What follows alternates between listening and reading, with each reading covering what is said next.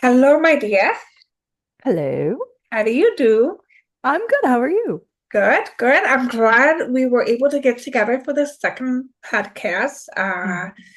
We are going to kind of let spirit guide us, but we do want to touch on inner child healing and Mhm. the journeys and everything like that. Um, anything? You ready? You're ready. Girl, You're dancing. it's time to get this stuff out here. Let's do it. Yeah, let's do it. Okay. Where's that Shia LaBeouf? Let's do it. Just do it. You could do it. Just do it.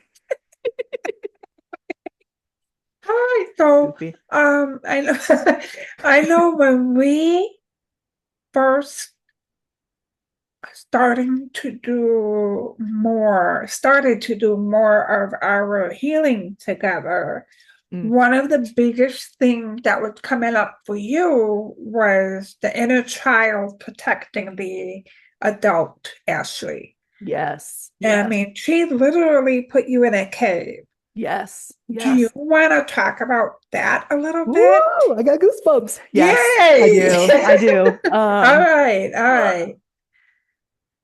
there's a garbage truck. Sorry, I didn't want to hear it. That's okay.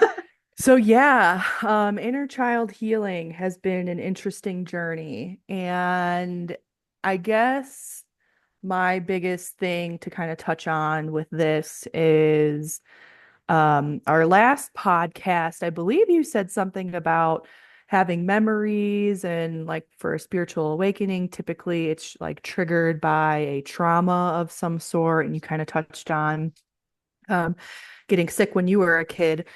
I don't recall any sort of like event or anything that happened to me to like trigger this journey other than when I was a kid. I was like the kid in the garage making potions and stuff. We'd grab like a wash bucket and reflecting back, probably not the most safe thing for me to do with my siblings. But we were outside having a good time, so my parents didn't care.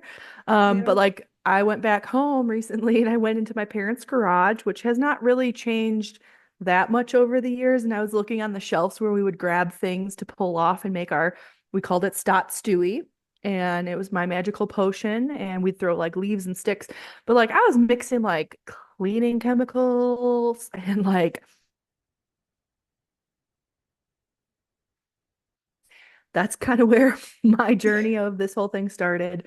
Um, but when I was a kid, my dad's mom fell ill and we wound up taking her in. And she kind of split between my dad and his sister and like living with all of us. And when she was on hospice. She passed away.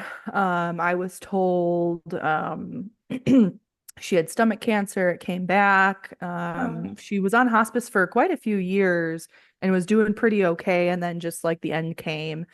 I was young, like fourth or fifth grade. And while she lived with us, I had a bedroom with my siblings. When she passed, because being the oldest of three, I was able to take the bedroom that she lived in because I was the oldest, and I had never, been on my own before, if you will. And those hippie beads that you put on like in the yes. 70s, they were very popular, 60s and 70s. I had, because it was my room, I had seen at the mall these disco ball hippie beads.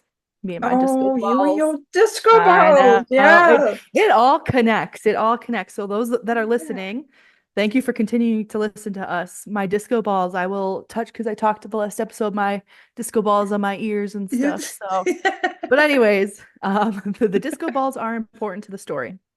Yes. So as a child, I had these disco balls on the door, and it was one of the first nights that I was sleeping in the room by myself. I had a nightlight because I was scared of the dark. I was like fourth or fifth grade, which maybe that's now I'm saying it out loud, maybe that's a little bit old to have a nightlight, but I had never lived by myself. And um I remember the nightlight started flickering on and off, on and off, on and off. And I was like, oh my gosh, okay, I'm scared. I put the covers over my head. And then eventually I fell back asleep. The next encounter, I heard somebody walking around my bed. And I was like, oh my gosh, there's somebody in my house. My dad was a police officer, so I was always scared somebody was gonna like come and break into the house and this, that, whatever. So I was like, oh my gosh, somebody's in my house.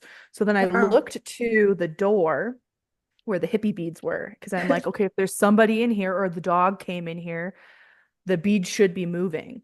Well, when I looked to the door, the beads were not moving. And I was like, oh my gosh, it's a ghost. So then I put the blankets back over my head, Yeah.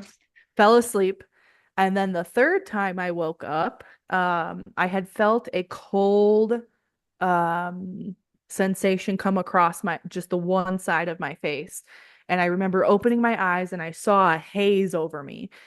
Couldn't make out any sort of anything. So it's not like I could have been like, that was saying hi, and I was a child, very scared.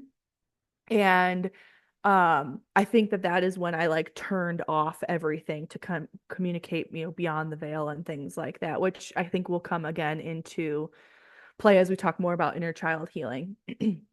And then a few days later, a few weeks later, I don't know if something was happening, but I just, again, this is another encounter. I remember being in that room and I was laying in bed and I was laying on my side. And I remember, you know how when people sit on like the edge of the bed while you're laying on it, you can Yeah. feel it Yes. sink.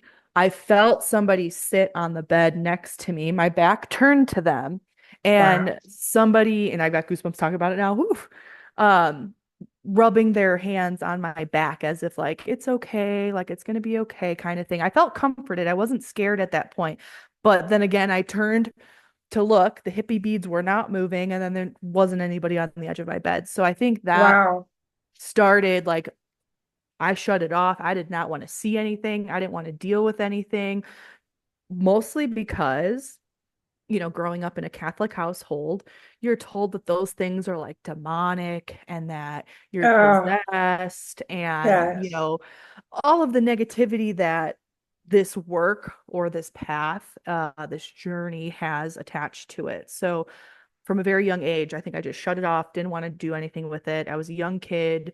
I was being told a lot of different things from, my parents, my teachers, my friends, this, that, whatever. Um, and now fast forward years. So now, I'm in my mid to late 20s.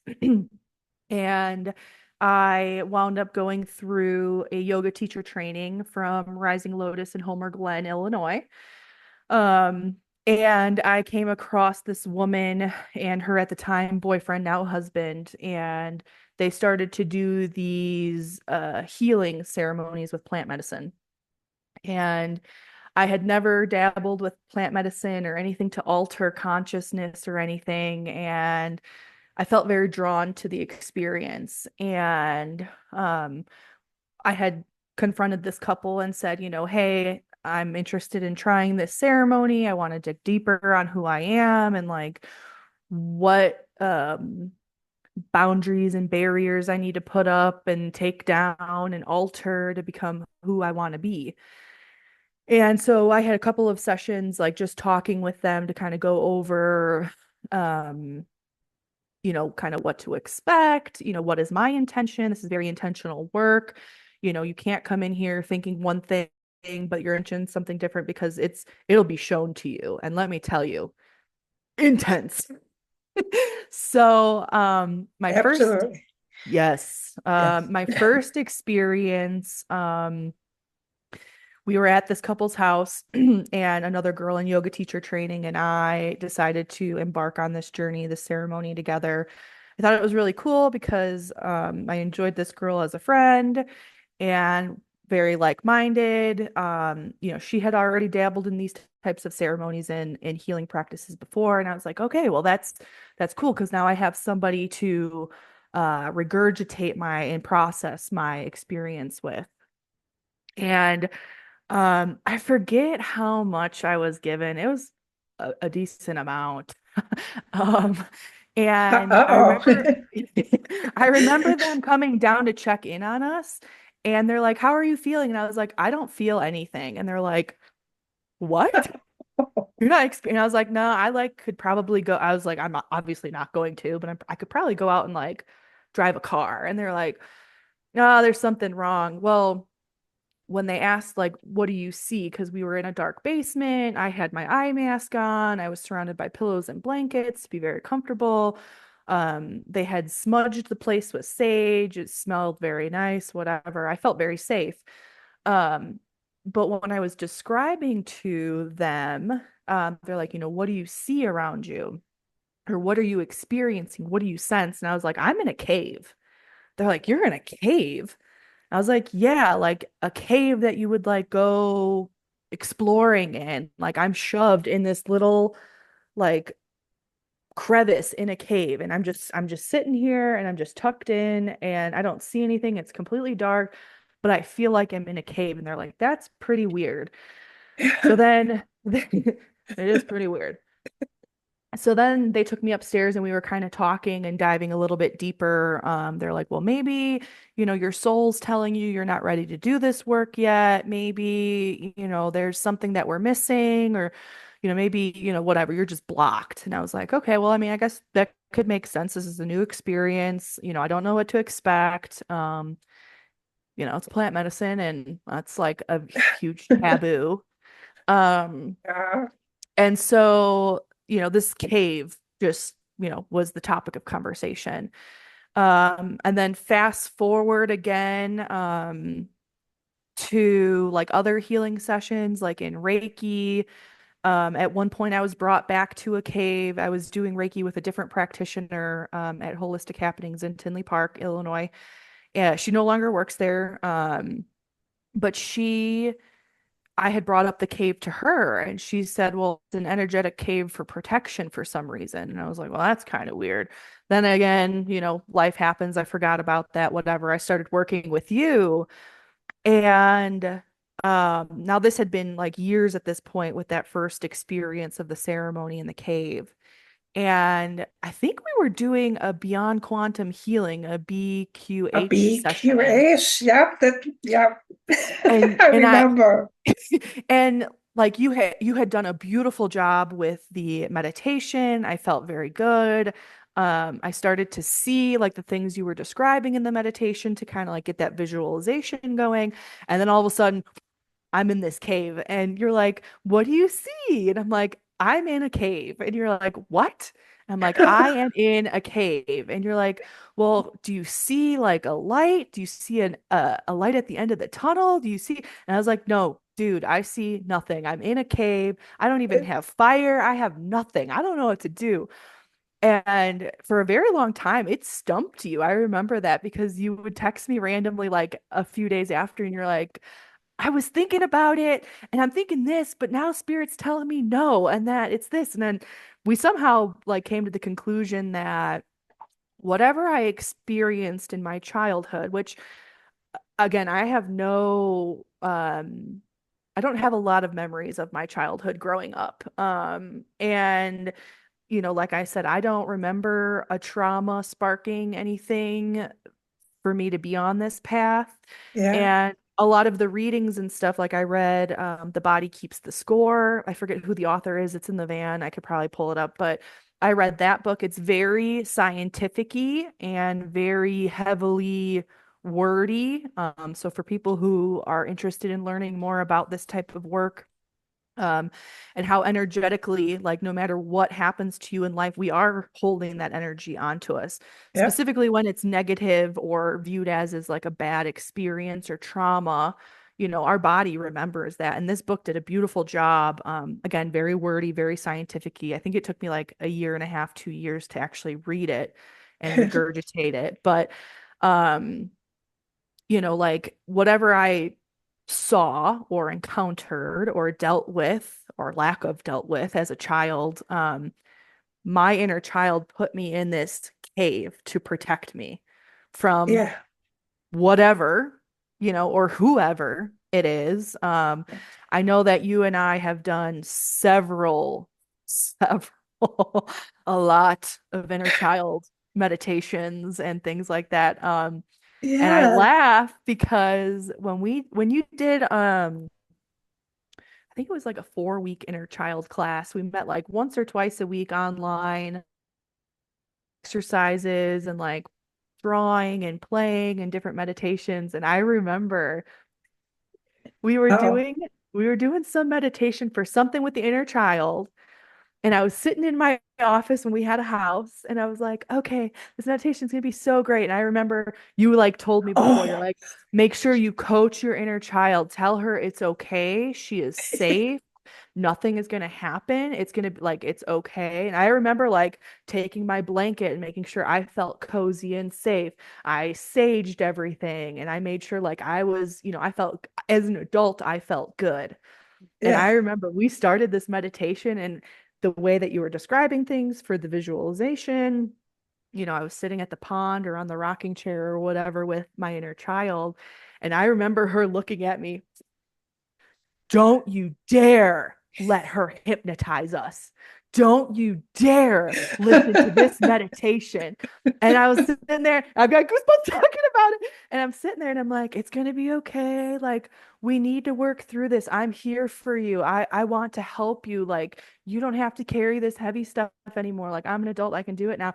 And I remember we're in the middle of it and my internet, like, everything went out.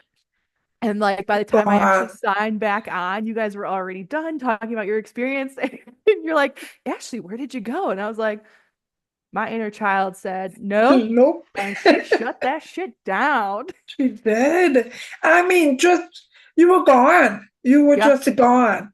Yep. Oh And my I was like, gosh. I should have listened to her. She told me not to listen. Oh, she's very, very strong. The force is strong with that one, that's for Oh, yes. sure. Yes, yes, But it I is. do remember the very first BQH we did.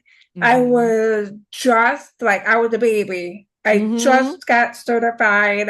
You were probably, I don't know if you were my first one or one of my first Sure. clients to do this. And I thought, oh, I got this. I was a little like too cocky maybe Sure. because Sure. I had scripts. I had everything.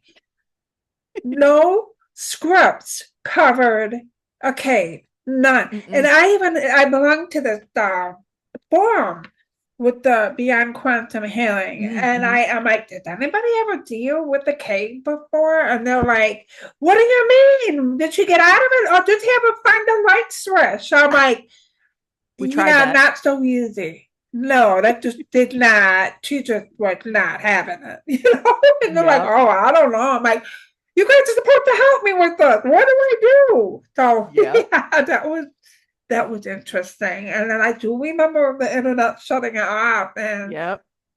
one of the things that we have to impress upon our inner child is that their job is not to protect the adult. We are Mm-hmm. supposed to protect them, and it's backward, Yeah. and this is a very, very unpopular opinion among the spirituality community, but I feel this in my soul. Sometimes, let me rephrase that. It is the belief that we need to know the traumas of why we are the way we are today so that we Mm-hmm. can heal it. And while I do believe that to a certain extent, I Mm-hmm. believe, past lives influence ourselves today, all this stuff, but I'm also a belief that your body shut it down for a reason. Mm-hmm.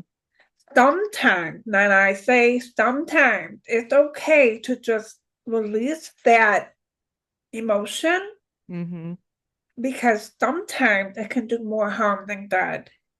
I could agree with that. Yeah, thank you. Because there was I forgot who it was now, but there was somebody who was like, "You gotta know your past. You have to know where this trauma comes from." And I'm like, "Why?" Yeah. And that was my response. Yeah. Why? Yep. And she really just said, "Well, you have to know what you're healing." Again, why? Why can't I just release okay, I am released in my fear of the dark, for an example. Sure. I don't need to know why I'm afraid of the dark. Mm-hmm. Mm-hmm. Because what if that hurts my growth, sets me back, rather than help me go forward? That's my thought, you Yeah, no, know? I would agree with that too. I also realize I have a very when it comes to healing, and just like becoming a better person and stepping into my truth and authenticness and stuff, I sometimes become obsessed with healing, Yes, which also is not healthy. yeah, And I think that's just because, like, from a very young age, like, I knew I wasn't supposed to be shoved into this little box that everybody around me was trying to put me in, you right. know. Bingo. And yes, yes. And I think too, um, like with the inner child healing, perhaps I did witness or experience something that was super traumatic. You know, if if my inner child is protecting me from whatever this memory or whatever, that puts me in this cave, I think it has something to do with people in my life. And because I'm on this path of self-compassion and forgiveness and empathy and like creating oneness with everyone, I try not to see like the dark or the bad in people because I genuinely think that everybody has good and that they all have light in them. It's just that whether or not they allow that to help them and guide them in their life, that's their path. But I try not to get hung up on um, people and the way they act. So I think that my inner child recognizes, like, okay, as the adult, she wants to see the good in people and she wants to love people. But if I show her this, maybe that isn't going to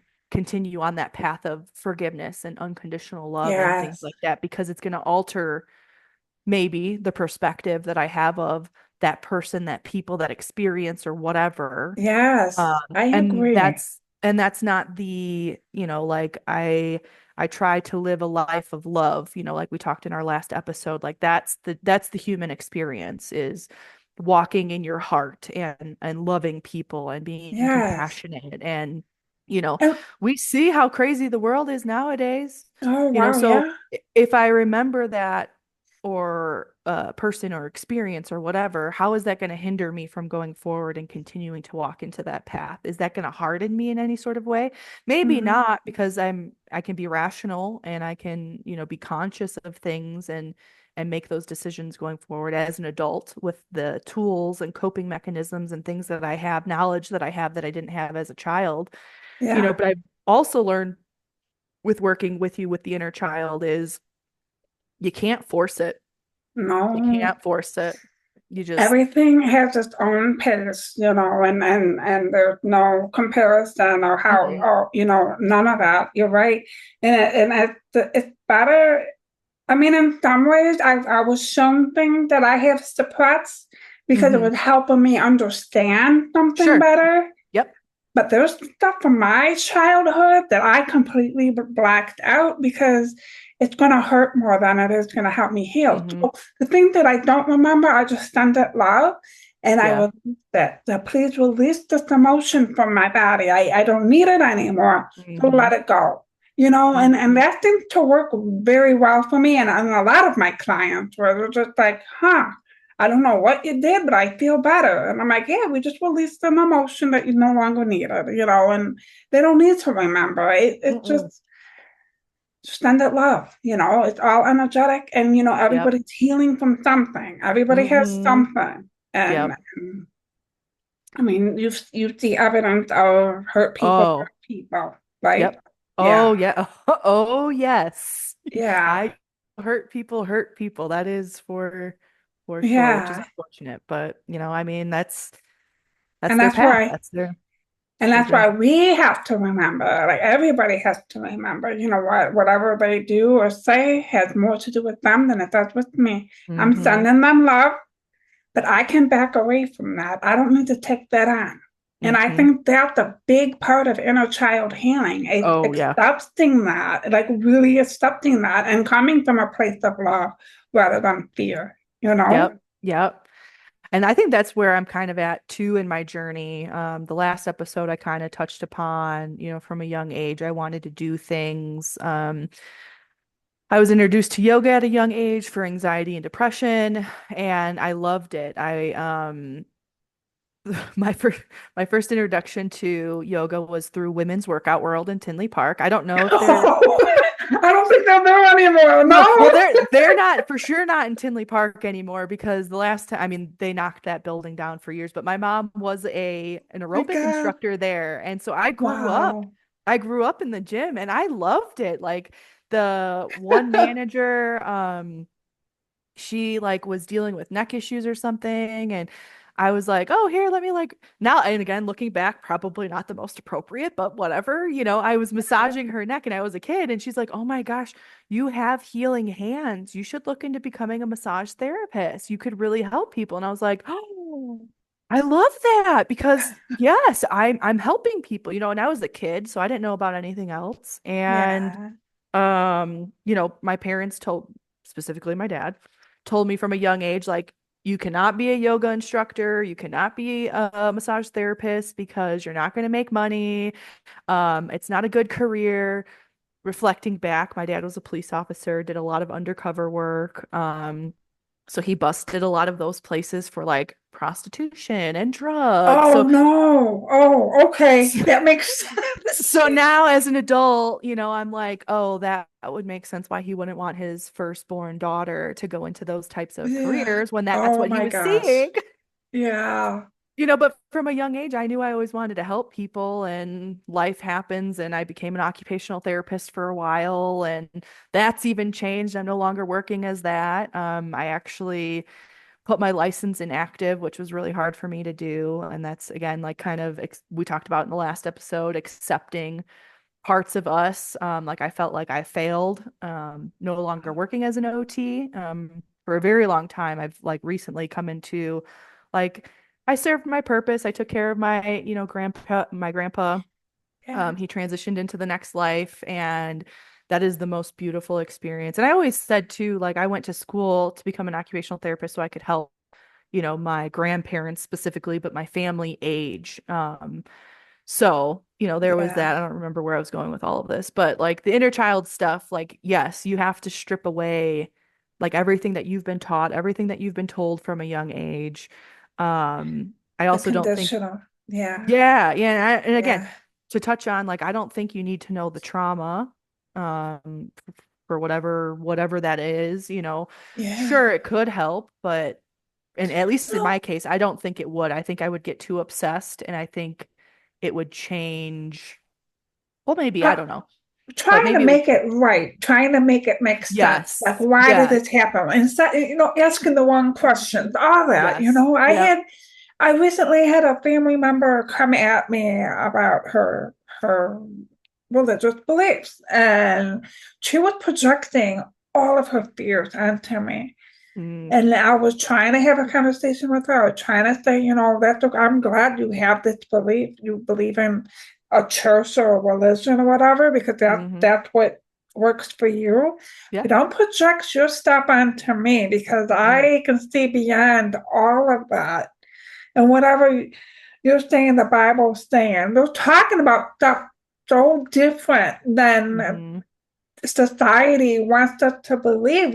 It's there's a lot. I mean, Oh, that's a whole yes. nother podcast. I I know we was keep gonna say saying that's that. another podcast. That's another podcast, but like there's it's so much out there, and it's like, you know what? We can agree to disagree. Yep. Leave me alone. Yep. you Yep. know, and I don't have to know their every thought. Mm-mm. Every thought is like, dude, oh, Yep. just Yep. stop because I'm not going to agree with you. So stop Yeah, trying it's to not gonna convert change. me or whatever.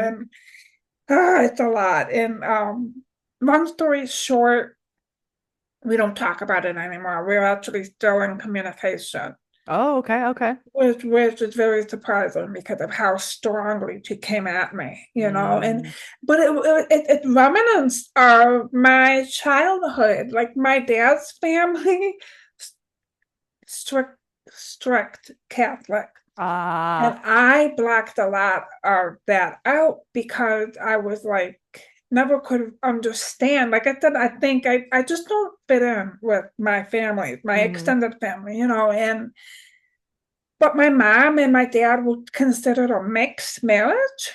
And I could never understand that. I'm like, what the heck are these people talking about? Like, mm-hmm, what is wrong with it? But then so anyway, my whole thing is that was a big part of my inner child that I had to heal going in my adult years because doing this kind of work, I had to let them go. I had to let that all go mm-hmm. because otherwise I probably still would be struggling.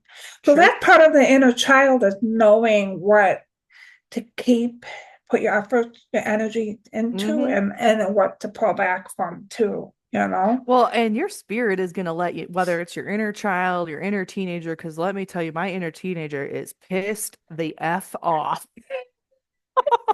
That that's a whole nother That's podcast, a but whole nother yes, book. But yeah, your spirit, your soul, your tribe, your spirit tribe is going to give you those signs and those yeah, warnings or, whatever to tell you, yes, this is good, or no, you should probably pull back, or, say your goodbyes, thank it for its lessons or whatever. yeah, Since going on this healing journey, I've lost a lot. yeah, Physically, emotionally, spiritually, it is definitely not a journey for the faint of heart. If you're not ready for that's true. things to change, whether it be your physical, reality, or your mental space, or your spiritual space, your emotional space, like if you're not ready for things to change, I mean, spirit's going to Yeah, push you to it because they want you to come to your back to yourself. But like I've lost a lot of friends.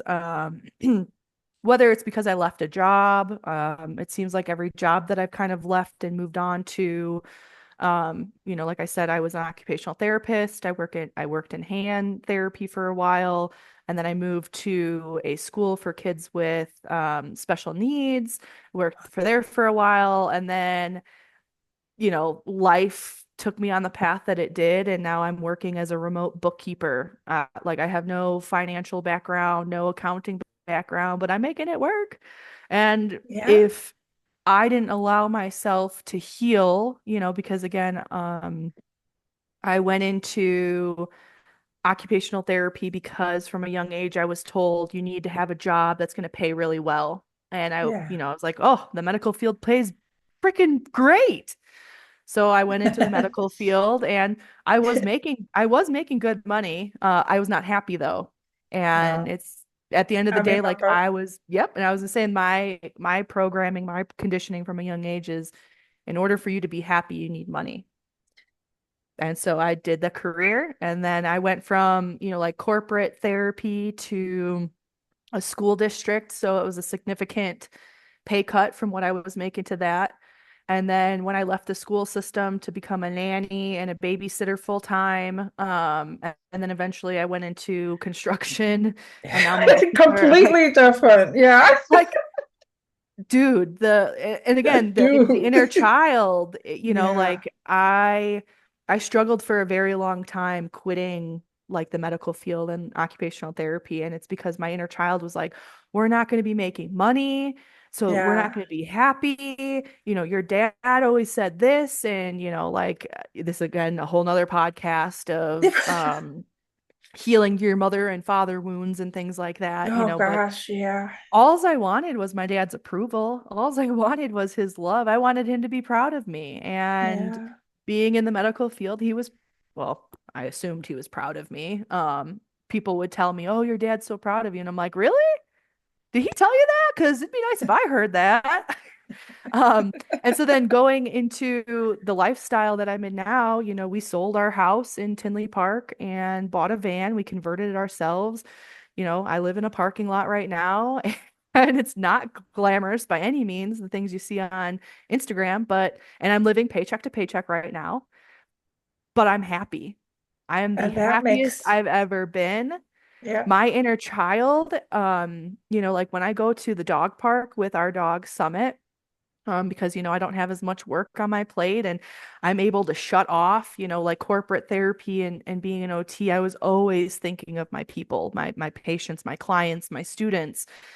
And now that I'm able to shut it off, I'm able to like doodle. I can go walk at the park. Like yesterday, the dog and I sat at the park, just like on a blanket, cloud watching for hours. And I was like, I am so Oh. happy. I am so happy.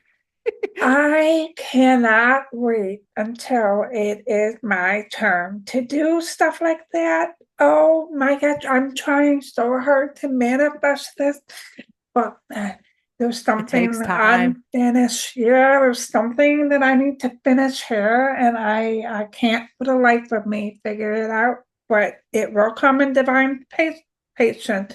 Divine patience. I Divine like patience that. and timing. Yeah. Wow. Yeah, patience, my favorite word. Anyway, Uh, but Trust the yeah. process. Yeah. We're gonna make your mom into a logo with that Yes. saying. Trust the That's process. yeah, it's a lot. It's a lot. And there was something I was gonna say here. Trying to integrate all of Mm. our experiences together and being the best person we can be and be of service for everybody. It's a lot of what am I trying to say? It's a lot to It's a lot to do. It's a harness. lot to take. A lot Yeah. to yeah, Can you I'm sorry to cut you off. Can you touch no. upon what integration means to you as far as the work that you do? We can talk specifically about the inner child, but I think as a whole, like when people say we're doing the work, integration is a huge part of that. Can you touch upon like what integration is and what that could look like, or if you could give an Well, example of how to integrate something, even a simple example. so when I was I think I said in the last podcast about learning how to do Reiki, and I Mm-hmm. kind of, and that kind of, and then even though I thought that was what my grandparents and Camp Chesterfield was doing, it wasn't. It was just it was just for me to understand energy work better, Okay. and then what I actually graduated into is spiritual integration, energy healing, which I call upon the universe, the elementals, the archangels, any of the ascended masters, all of that. Like I call them together, and dragon energy lately even Mm. comes through, and it's whatever spiritually is for that person at that moment. I call upon whoever it is, and what it does, it pulls. It's really like quantum healing, where you go from the inside out, Mm. where you pull from the past to the present into the Ah. future, and you integrate those energies for the best possible outcomes for all. You see what I mean? And to Mm-hmm. healing. Now, I had somebody who had a heart condition. I'm sorry. She had diabetes, and it was she couldn't get it under control. She couldn't get it under control. She was going for what is that for your kidneys where you go Dialysis. dialysis. She was going for dialysis. She was doing all these things. She was just very, very sickly. Mm-hmm. And she came to me, and I was like, well, let's see what it does. Let's see what spirit has for you. And I put my hand on her, and my hands were literally vibrating. And Wow. she said her whole body was vibrating. But I mean, to look at it, we were just laying still, but Mm-hmm. we were like shaking, and it was so intense or whatever. And she felt a lot of pain around her kidney area, like pain. Mm. I'm like, do you want me to stop? She goes, no, no, no, keep going, keep going. So I'm like, you know, from my Catholic background, I'm doing the Sure, yeah. sign of the cross, like, oh, please, okay, and so I'm like, okay, okay. And then finally it just stops on. Huh. The next day she went to go get dialysis, she didn't need it. Wow. Because what I felt at that time without pulling her past, again, you don't know what the trauma is, Mm-hmm. but we healed the past. Wow. She was open to it. She was forgiving. She was ready. She was at peace. And all of a sudden, at that time, it all came together and it just went away. Wow. That's So beautiful. now, so now I gave her affirmations. Okay, I am healthy. My kidneys are functioning. Blah blah blah. So she don't need to have, her diabetes is. I can't remember. It's still there, but it's nowhere near as Like out of profound control. as it Okay. was. Yeah. And then, you're looking at her, her hair is starting to grow in again. She's doing really well. So it's all about the integration is using your energy, spirit. I'm just a vessel, I'm just a channel. You know what I mean? Mm-hmm. And I'm using your energy, spirit from your past and the future and pushing it off for the healthiest outcome Mm. possible. Now, people have to be open to it. They have to do the work. They have to do you know what I mean? I can not miracle work up to them Right. individually. Does that make sense? Did that make Yes. Yeah. No, did I thought that that? was a great explanation because when I started on this journey, everyone talked about integration, integration, integration, and nobody explained what it was. Like, how do you integrate? Okay, you get a Reiki session, you and the practitioner talk about whether I experienced it, whatever you experienced, and then like after that session, how do you integrate that stuff? So, no, I appreciate your explanation and your definition. That was good. I'm sure there's a better way. There's another way, but that was the best way at the Yeah, that time. makes sense.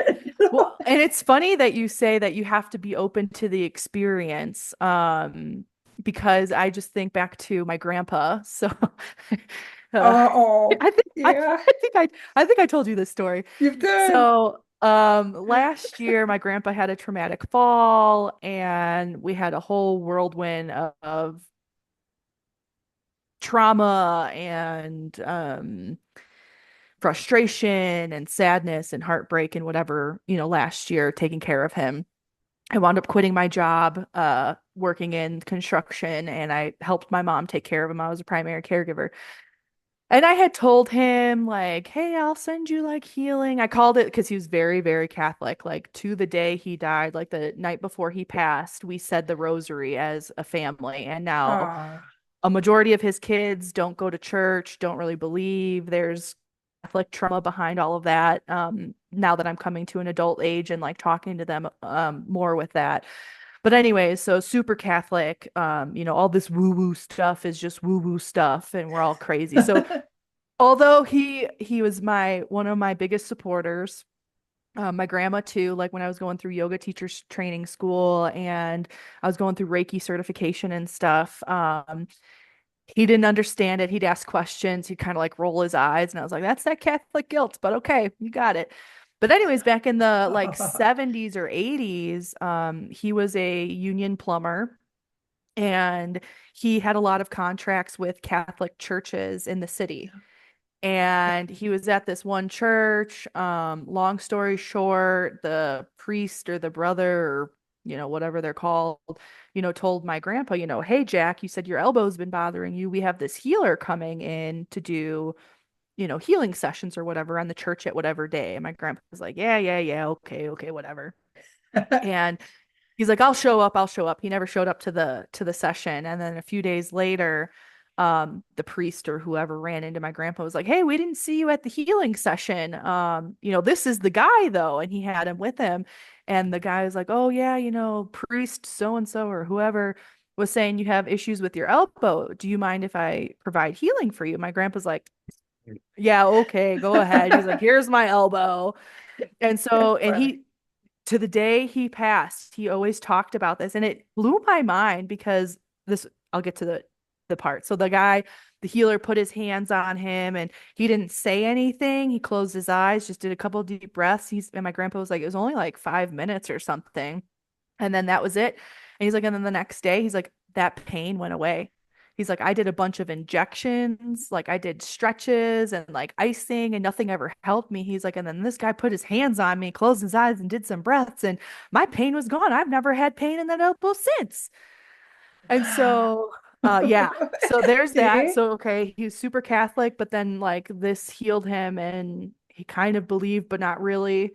Yeah. So when we were taking care of him last year, um, he was diagnosed with cancer and it was an aggressive form of cancer. He was in a lot of pain. And so we as a family collectively, we were just desperate to find some sort of relief. Narcotics were out of the question, at least initially, because he would go through like medical psychosis and he would have episodes of like Oh, paranoia and things like that.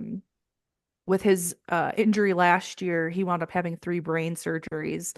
And with the brain surgeries, because he was in an excruciating amount of pain, he had narcotics and he was seeing like spiders on his wall.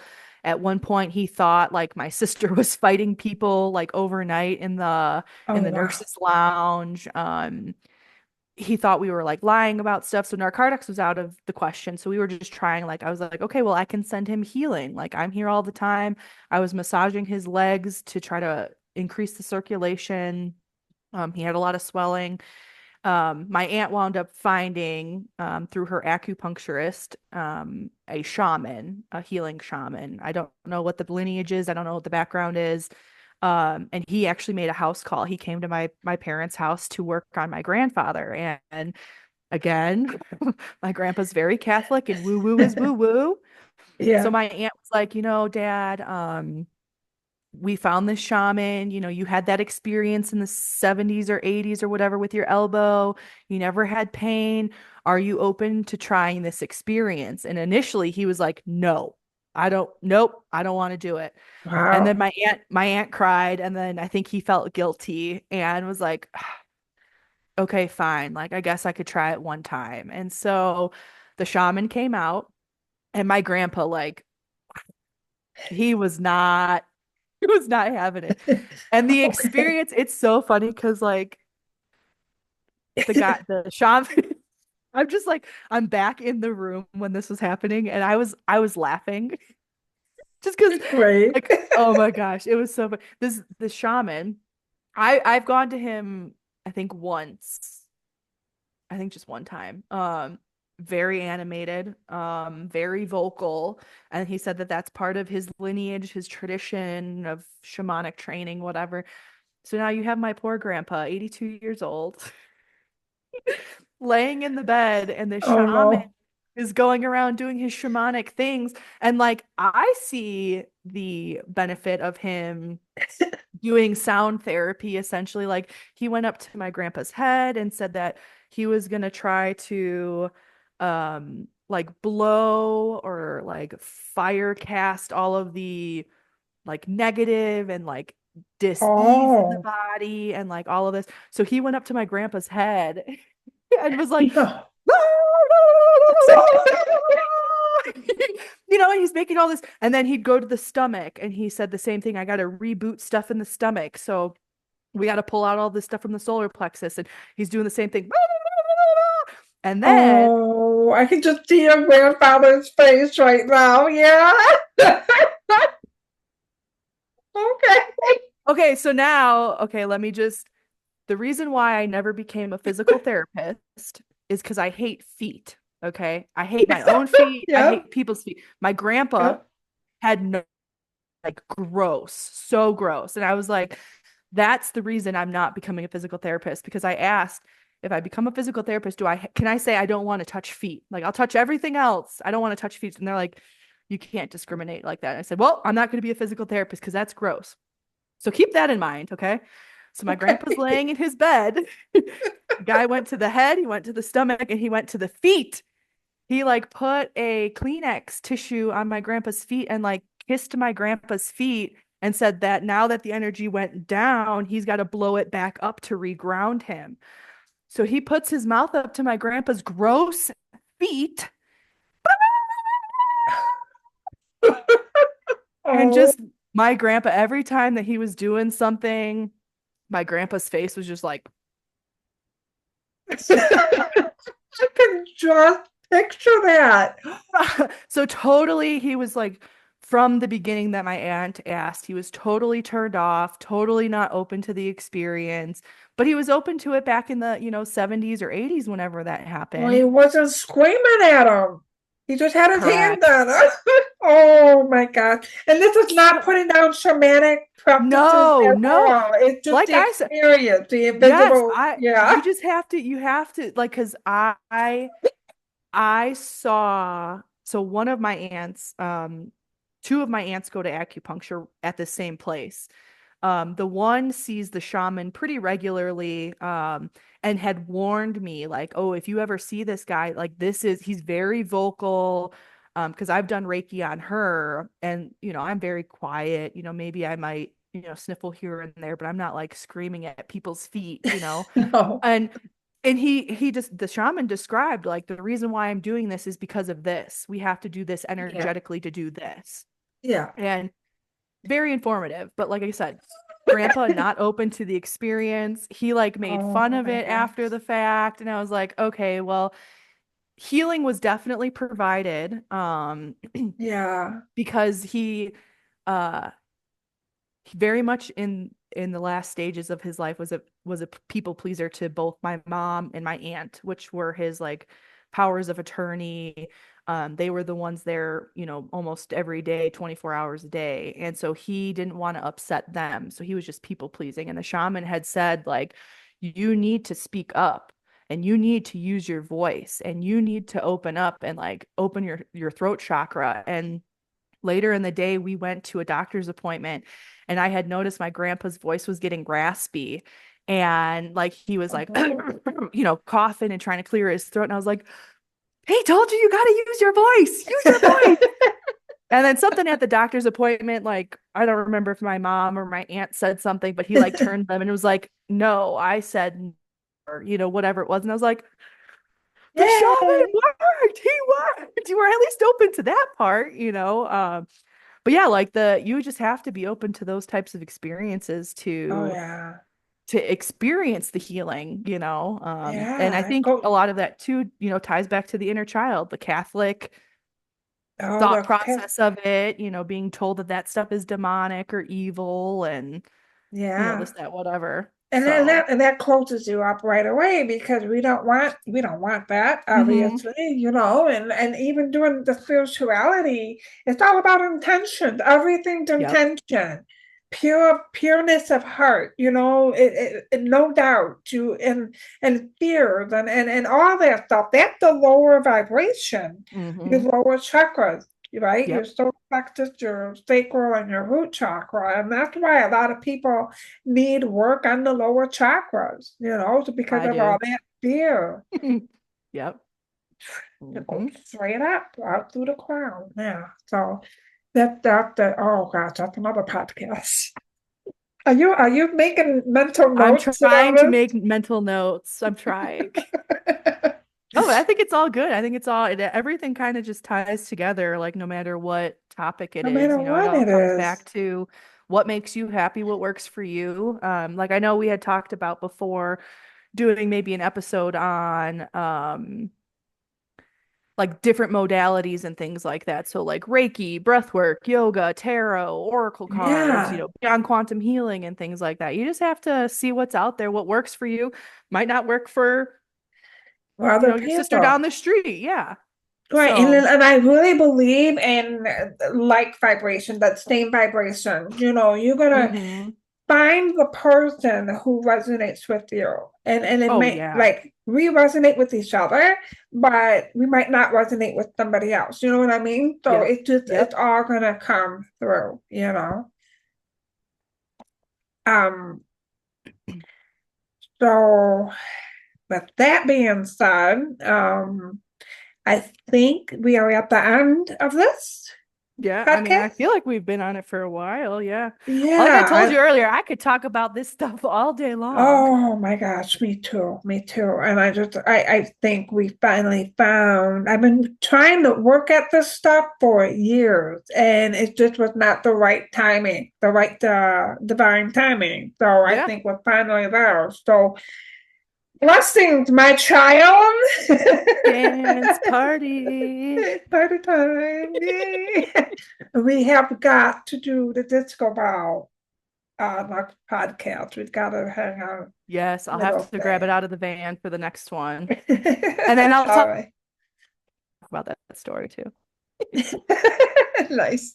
Yeah, yeah. So thank you so much for being here. And I don't know if I told you this, but I am so grateful for you. And I'm really happy that we're doing this together. So I'm grateful for uh you. So thank you for asking me to be on the podcast. Like I said, I like talking about this stuff, and if I had this when I was going through everything, I think I would be in a different spot. But everything happens for a reason. So, everything happened. You were supposed to be the one doing this kind of a podcast series. oh, Yeah. that's what I thought. I have to start it. All right. Love you guys. And see you. I mean, love you actually. I'll see you guys next time. Bye. Bye.